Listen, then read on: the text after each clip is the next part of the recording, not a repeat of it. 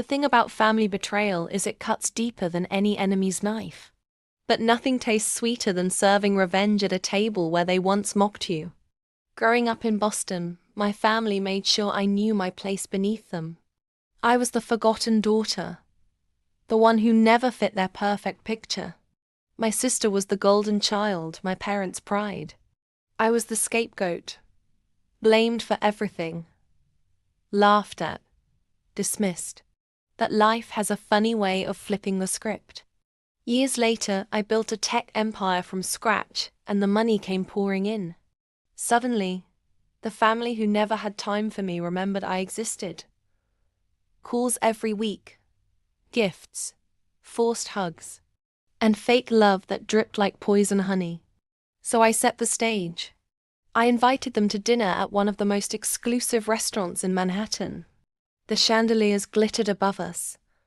The wine was older than my sister's dignity, and the tension was thick enough to slice with a knife. Halfway through dinner, my sister smirked and announced, loud enough for everyone to hear, "Mom and Dad already agreed I could move into your mansion." I nearly choked on my water, then placed my glass down slowly. "Too bad," I said, smiling sweetly. "I already sold my mansion to a couple just last week." Their forks froze mid-air. The gasps echoed. Faces drained of color. But that was just the beginning. I pulled out a sleek envelope and slid it across the table. Inside were glossy photos of my new estate. Not just any estate, but the beachfront property they'd dreamed of owning for years. The one they bid for at an auction and lost. Because I had bought it. My father's jaw clenched. My mother's hands shook. My sister's lips parted, rage boiling behind her eyes. But I wasn't done. Oh, and the couple who bought my mansion. I leaned closer, lowering my voice. They're sitting 2 tables behind us right now. And they told me they can't wait to tear down every inch and build a brand new villa. So, I smirked. "Even your fantasies are dust." Their heads whipped around. Sure enough, the buyers raised their glasses in a silent toast.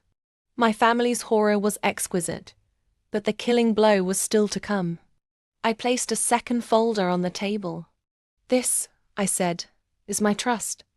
Every asset, every account, locked away beyond your reach. And in case you were planning to cozy up, even more good luck, because my lawyer made sure you'll never see a cent. Not even in my will." The silence was deafening. You could almost hear their dreams shattering into tiny, worthless pieces.